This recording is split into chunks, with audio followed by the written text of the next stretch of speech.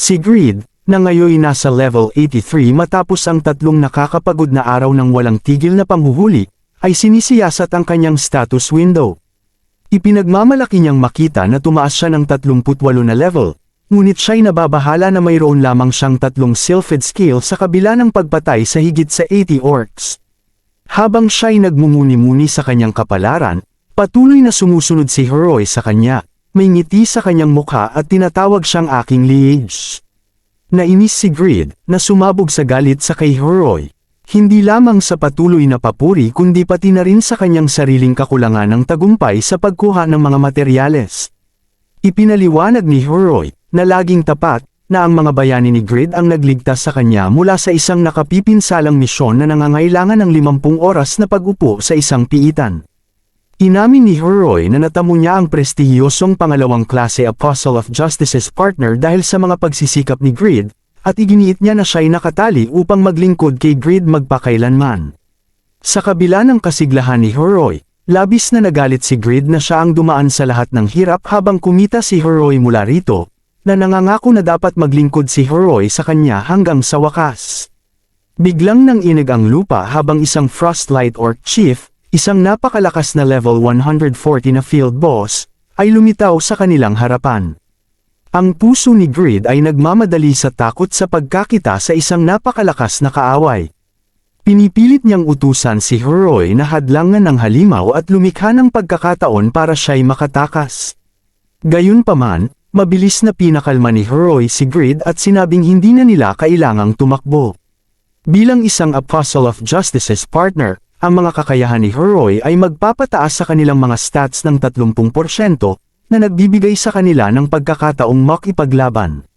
Napagtanto ni Greed na sa suporta ni Heroy, maaari talaga nilang talunin ang Chief, na naaalala ang kahangahangang lakas ni Heroy noon sa ilalim ng lupa. Nag-atubili siyang sumang-ayon na makipaglaban ngunit iginiit na ang lahat ng loot ay para sa kanya, dahil ang paglitaw ng halimaw ay direktang resulta ng kanyang mga naunang pagkilos. Tinatanggap ni Heroy ang mga kondisyon, dahil siya ay lubos na nakatuon sa paglilingkod kay Greed bilang kanyang master. Sa kanilang mga isip na nakatakda at ang kanilang determinasyon na pinatibay. Lumikha sila ng isang partido para sa nalalapit na laban. Habang kinukumpirma ng notification ang setup ng partido kay Greed bilang leader, inihahanda nila ang kanilang mga sarili upang harapin ang Frostlight Orc Chief. Sa isang tensyonadong sandali sa kanilang laban, ipinahayag ni Heroy ang kanyang gulat sa antas ni Greed na 83, nagtataka kung paano siya nakapagpatumba ng napakaraming orc sa kabila ng mababang antas na iyon. Nang magpahiwatig si Greed na mayroon siyang isa sa 3 kilalang epikong klase. Lalong humanga si Heroy, pinuri ang kanyang Panginoon sa pagiging napaka-impresibo at pambihira. Nagpasya si Heroy na ipakita ang kanyang katapatan at mabuhay ayon sa mga inaasahan ni Greed. Habang nagsisimula ang laban, ginamit ni Heroy ang isang taunt skill upang i-draw ang atensyon ng orc boss palayo kay Greed. Gayunpaman, nang mapagtanto ni Greed na kailangan niyang harapin ang boss ng mag-isa, nagulat siya sa napakalaking pinsala na dinulot nito, kahit mula sa presyon ng hangin. Nararamdaman ni Greed na siya ay nalulumbay at nag-aalinlangan sa kanyang mga pagkakataon na manalo laban sa makapangyarihang halimaw. Sa kabila ng presyon, nagpasya si Greed na gagawin niya ang lahat para manalo. Tumawag si Heroy sa kanya, kumpirmadong maaari silang magtulungan upang mapataas ang kanilang pagkakataong makaligtas. Synchronized ang kanilang mga atake, habang ginagamit ni Heroy ang Unbreakable Justice upang dagdagan ang kanilang kapangyarihan. Gayunpaman, mabilis nilang natuklasan na mas matibay ang orc boss kaysa sa inaasahan nila. Nakakaranas si Greed ng malaking pinsala, at ang kanilang mga atake ay tila hindi sapat na nakakapinsala. Habang inilulunsad ng orc boss ang isang makapangyarihang kontra-atake, nawala ng malay si Heroy, na nagbigay ng panic at desperation kay Greed. Napagtanto na maaaring kailanganin niyang harapin ang halimaw ng mag-isa, pinilit ni Greed na gisingin si Heroy, binibigyang diin na hindi siya makakapaglid ng raid ng walang kanya. Ang sandaling ito ay nagpapakita ng kanilang pangangailangan para sa pagtutulungan at kolaborasyon sa harap ng napakalaking hamon, na nagpapataas sa pusta para sa kanilang kaligtasan laban sa napakalakas na kaaway. Si Heroy, puno ng pagkagulat at pagkakasala, ay nakitang sinakripisyo ni Greed ang sarili niya upang protektahan siya mula sa atake ng Frostlight Orc boss. Halos mamatay na si Greed, pero dahil sa kanyang kakayahang, "A legend doesn't die easily," nakaligtas siya. Humihingal na sinabi ni Greed kay Heroy na agawin ang atensyon ng orc para makainom siya ng potion. Mas determinado na ngayon, nangako si Heroy na protektahan si Greed at agad na naghagis ng mga firebomb sa orc, sinasamantala ang kahinaan nito sa apoy. Ang orc ay napasigaw ng malakas habang nilamon ng apoy, at naniwala si Heroy na nasira na nila ang balanse ng labanan. Tiwala si Greed sa kanilang kalamangan at naghahanda ng patayin ang kalaban. "Tumigil ka lang," sigaw ni Greed. "Tatapusin kita sa isang hampas." Pero naramdaman ni Heroy na may mali. Napansin niya na kahit may pinsala na ang orc, malayo pa ito sa pagkatalo. Ang tibay at lakas nito ay higit pa sa inaasahan nila. "Sandali, mahal kong Panginoon," sigaw ni Heroy. Malakas pa rin siya para lumaban. Pero huli na ang lahat. Habang papalapit si Greed para sa huling hampas, biglang umatake ang orc ng mabilis. Hindi inaasahan ni Greed ang bilis ng orc at tinamaan siya ng malakas. Napaurong si Greed, umaaray sa sakit, habang sumigaw si Heroy, "Mahal kong Panginoon." Napagtanto nilang malayo pa sa pagtatapos ang labanan, at kailangan nilang maghanda sa mas matinding laban kaysa inaakala nila. Sa gitna ng laban sa Frostlight Orc Chief, halos magapi sina Greed at Heroy. Kahit na tumama ng malakas ang mga atake ng halimaw, nanatiling matatag si Heroy at ginamit ang kanyang natatanging kakayahan, sacrifice for justice, kahit na hindi niya pa ito nagagamit kailanman. Tiniis ni Heroy ang matinding pinsala, na nagbigay ng malubhang sugat sa Orc Chief, ngunit hindi pa rin ito sapat para mapatay ang halimaw. Sa huli, napatumba si Heroy at nagwika bago mamatay, na binibigyan ng babala si Greed. Sa kabila ng kalituhan sa sinabi ni Heroy, alam ni Greed na may naiwan itong tulong. Napansin niya ang pagbagsak ng depensa ng halimaw dahil sa huling sakripisyo ni Heroy. Dito, ginamit ni Greed ang Blacksmith's Rage at Quick Movements, na sinundan ng malalakas na atake gamit ang kanyang combo skills. Nang tila wala na siyang magagawa, nag-activate ang Apostle of Justice, passive skill, na nagpalakas ng kanyang stats. Sa huling lakas, ginamit ni Greed ang Unbreakable Justice, at sa wakas, napatumba niya ang Frostlight Orc Chief. Pagkatapos ng laban, tagumpay na ipinahayag ni Greed ang kanyang unang boss raid, hininggal ngunit puno ng saya. Matapos ang isang nakakapagod na laban sa Frostlight Orc Chief, nag-aalala si Greed tungkol sa loot na nakuha niya. Sa kabila ng kakulangan ng mga Sylphid skills, nakakuha siya ng mga natatanging item, kabilang ang helmet at bead na mataas ang halaga sa auction. Sa kanyang pag-uusap kay Khan, ipinakita ang halaga ng Frostlight Orc leather, na sa una ay itinapon niya, ngunit napagtanto niyang mahalaga ito para sa paggawa ng armor. Pagdating sa auction house, nagpa siya si Greed na bumili ng enhancement stones para sa kanyang mga kagamitan. Bagamat nag-aalala siya tungkol sa kanyang pamilya at ang mga gastusin, nagpa siya siyang ipagpatuloy ang pag-enhance ng kanyang Ideal Dagger bilang isang pamumuhunan. Alam niyang mahalaga ang kanyang kagamitan para sa mga susunod na laban, kaya't hindi siya nag-atubiling gumastos.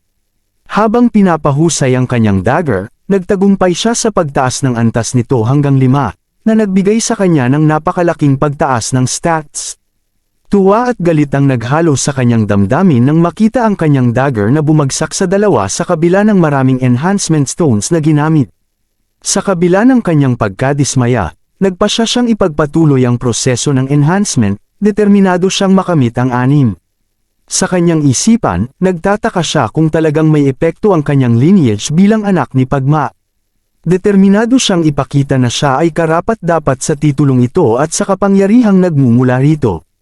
Ang kanyang pagbabalik loob sa laban at ang kanyang pagsusumikap na itaas ang kalidad ng kanyang mga kagamitan ay nagbigay ng inspirasyon sa kanya.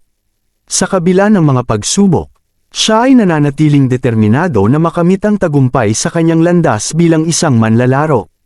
Matapos makuha ni Greed ang kanyang 6 na Ideal Dagger, siya ay napapaligiran ng mga manlalaro na humahanga sa kanyang tagumpay.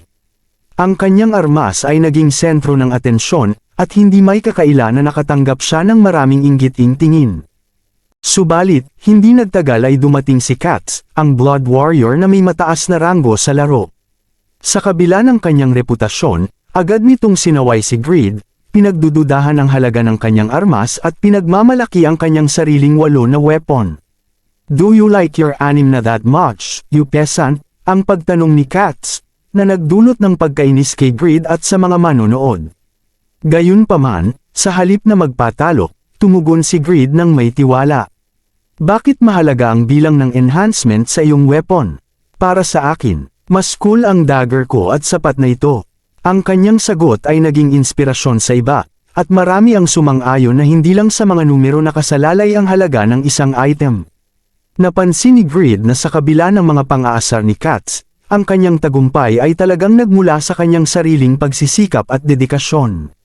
Pagkatapos ng kanyang karanasan sa auction, bumalik si Greed sa smithy ni Kan, kung saan nagtrabaho siya upang makabuo ng mga item para sa kanyang susunod na pakikipagsapalaran sa Quezon Canyon. Nagbigay si Kan kay Greed ng isang epic item na kanyang ginawa, na nagbigay ng pag-asa sa kanya. "Wow, ito ay isang epic item. Salamat," sabi ni Greed, pinagtibay ang kanyang pananampalataya sa sarili at ang kanyang kakayahan. Sa kabila ng panghihina at pagdududa na dulot ng mga mas mataas na ranggo, nahanap ni Greed ang halaga ng kanyang mga nakamit at ang kanyang determinasyon. Sa kanyang isip, ang Blessed Enhancement Stones na hawak niya ay nagsilbing inspirasyon upang ipagpatuloy ang laban at maghanda para sa mga darating na hamon. Sa huli, nagdesisyon siyang huwag magtira sa nakaraan at lumakad patungo sa hinaharap na may lakas ng loob at tiwala sa sarili. Alam niyang bawat hakbang ay magdadala sa kanya sa mas mataas na antas, handa na harapin ang anumang pagsubok sa Quezon Canyon at higit pa. Habang naglalakbay si Greed sa Quezon Canyon, hindi niya maiwasang manginig dahil sa takot. Alam niyang isa itong delikadong lugar, at kahit ilang beses na siyang napatay dito, kailangan niyang ipagpatuloy ang kanyang misyon. Ang pangunahing layunin niya ay hanapin ang bakas ng pagmas swordsmanship, na magbibigay sa kanya ng bagong kasanayan at gantimpala ang Dainsleif, isang napakalakas na espada na hindi hamak na mas mabagsik kaysa sa ideal dagger na kasalukuyan niyang gamit. Habang naglalakad sa gilid ng bangin, napansin niya ang mga kuweba sa pader kung saan madalas lumalabas ang mga malalakas na halimaw. Napag-alaman na niya ang mga pattern ng mga ito, pero kahit ganun, hindi pa rin siya ligtas. Habang tahimik na sumusulong, biglang lumitaw ang isang canyon lizard, isang halimaw na nasa antas 162. Napatigil si Greed at naramdaman ang matinding kaba. Alam niyang ang halimaw na ito ay muntik nang pumatay sa kanya dati gamit ang matalim nitong dila. Ngunit ngayon, si Greed ay mas malakas na. Gamit ang lahat ng lakas. Ginamit niya ang Blacksmith's Rage at Wind Blast upang magdulot ng malalaking pinsala. Nagulat siya nang makita na mas malaki ang naidulot niyang pinsala kaysa dati, salamat sa enhancement ng kanyang dagger. Sa kanyang bagong lakas, naglakas loob siyang tapusin ang laban gamit ang Unbreakable Justice, at sa wakas, napatay niya ang halimaw. Habang tinitingnan ng patay na Canyon Lizard, napagtanto niya na kaya niyang makipaglaban sa mga halimaw na higit pa sa kanyang antas. Bagamat siya ay level 85, natalo niya ang isang level 162 na halimaw ng mas madali kaysa inaasahan. Sa isip niya, naging mas madali ang kanyang quest. Nagpatuloy si Greed sa paglalakbay, isang grupo ng mga Canyon Lizardmen na may antas na 185 ang biglang sumalakay. Kahit na alam niyang malalakas ang mga ito, hindi siya nagpatalo sa takot. May kumpiyansa na siya, dahil alam niyang hindi na siya ang dating mahina na Greed. Nagsimula ang labanan at agad siyang nakatanggap ng malalaking pinsala mula sa mga Lizardmen. Ang kanilang matitibay na balat at armor ay naging balakid sa kanyang mga atake, at halos mabuwal siya. Ngunit dahil suot niya ang armor na gawa ni Kan, isang epic grade item na may minus 20% physical damage, nakayanan niya ang atake ng mga Lizardmen. Para makabawi, ginamit ni Greed ang mga skill niya tulad ng Unbreakable Justice at Wind Blast para patigilin ang mga kalaban, sinundan ito ng Quick Movements at Blacksmith's Rage upang pataasin ang kanyang attack power at bilis ng paggalaw. Sa tulong ng mga buffs na ito, unti-unting naluso ni Greed ang mga Lizardmen, hanggang sa matagumpay niyang mapabagsak ang lahat. Tumanggap siya ng malaking experience matapos ang laban. Ngunit halos ubos na ang kanyang mana. Habang nag-iisip si Greed kung ano ang susunod niyang gagawin, napagtanto niyang kailangan niyang pumatay pa ng 2 halimaw para tumaas ang kanyang antas. Sa kabila ng pagod at halos ubos na mana, naisip niyang kaya pa niyang labanan ang maliliit na mobs. Nagpasalamat siya na wala pa siyang nakakasalubong na Canyon Spider, ang pinakamalakas na halimaw sa lugar. Sa kasamaang palad, nang binanggit niya ito, isang Canyon Spider na may antas na 188 ang biglang lumabas. Tila tinatawag ng kanyang mga salita. Ngayon, kailangan niyang harapin ang halimaw sa Quezon Canyon, sa kabila ng kanyang ubos na mana at pagod na katawan. Alam niyang delikado ito, kaya't agad siyang umatake gamit ang Wind Blast, ngunit nagulat siya nang makita na 300 lang ang pinsala. Napagtanto ni Greed na napakataas ng depensa ng halimaw at wala siyang sapat na lakas para mabilis itong talunin. Ginamit ni Greed ang quick movements upang umiwas sa mga atake ng halimaw, pero hindi pa rin ito sapat. Kahit pinagsama niya ang Blacksmith's Rage at Wind Blast, napakaliit pa rin ang pinsala. Halos maubos na ang mana niya, kaya't sinubukan niya ang isang bagong taktika pagsamahin ang Wind Blast at Unbreakable Justice. Sa huli, nagtagumpay siya at nakabuo ng bagong kasanayan na tinawag na Wind of Justice, na nakapagbigay ng malaking pinsala at nagpabagsak sa halimaw. Sa huling atake gamit ang Best Gauntlets, napabagsak ni Greed ang Canyon Spider at tumanggap siya ng 387,500 na experience, na nagpaangat ng kanyang antas sa 86. Habang nagdiwang si Greed, hindi niya alam na may isang misteryosong lalaki na nagmamasid sa kanya si Piaro, dating kapitan ng Red Knights. Nakita ni Piaro ang potensyal ni Greed at napagtanto na siya ang magiging kasangkapan sa kanyang paghihiganti laban kay Asmefel. 3 manlalaro, sina Choi Chanseng, Shim Giwan, at Lee Junho, ay natrap sa sapot ng gagamba sa Quezon Canyon, takot na sila'y magiging biktima ng mapanganib na Canyon Spider.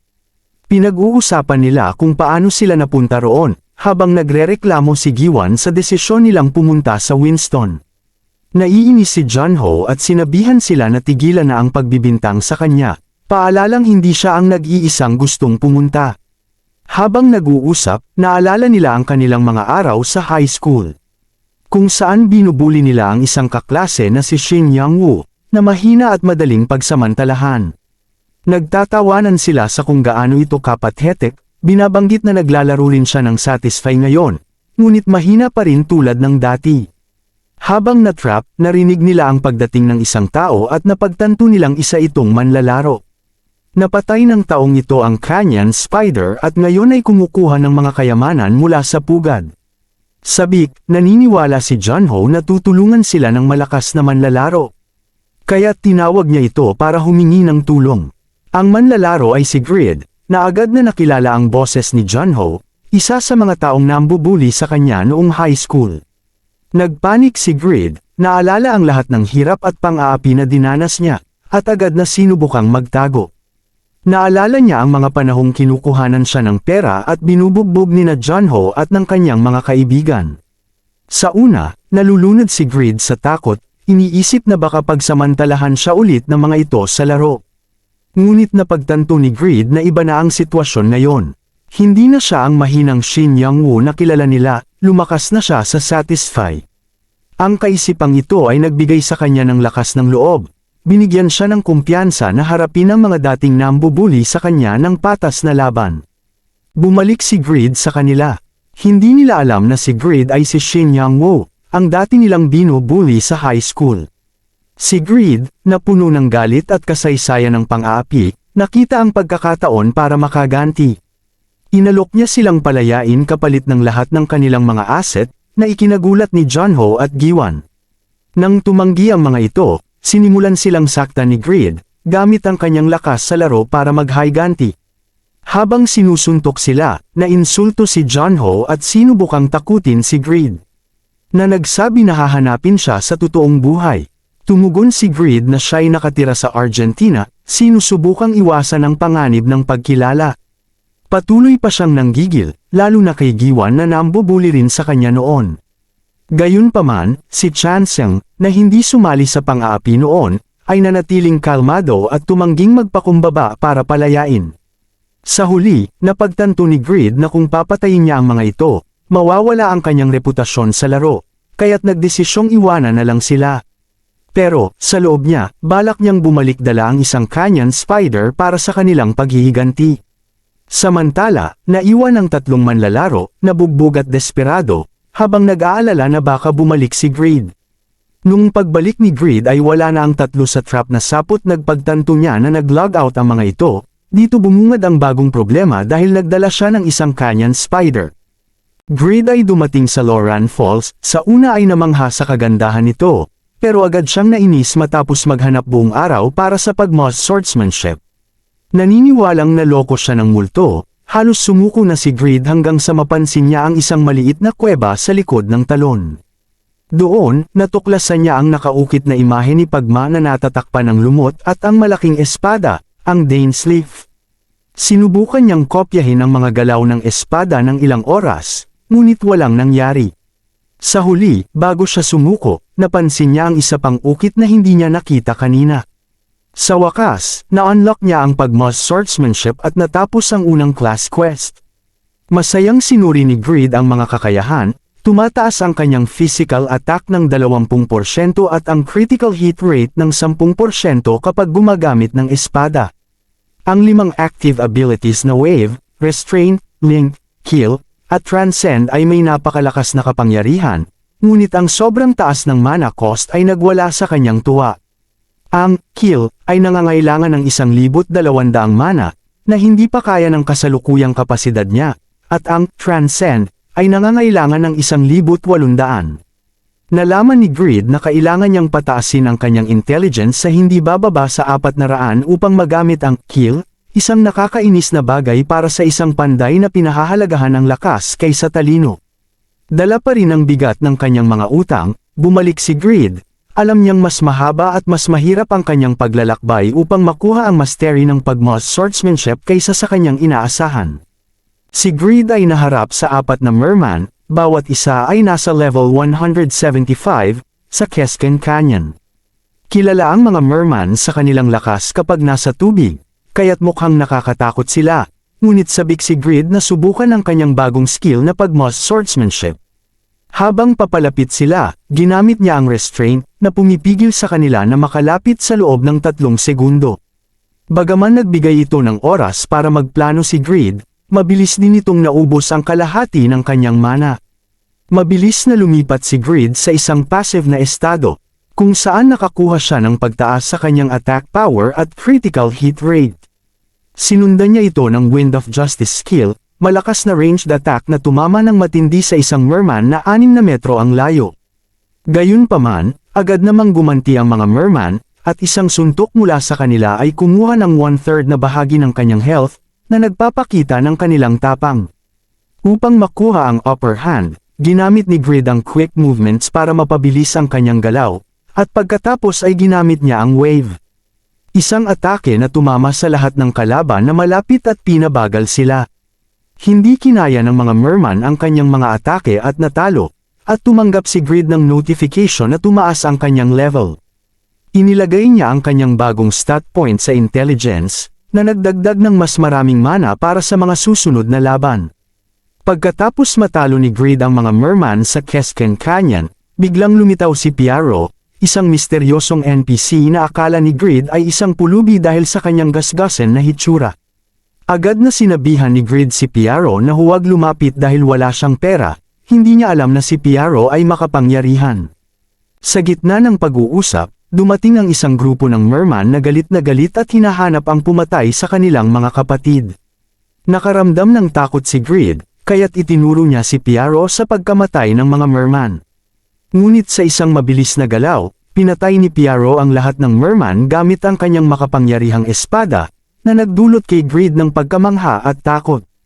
Sa isang iglap, natukoy niya ang tunay na lakas ni Piaro, na may kakayahang tapusin ang labanan sa isang hampas.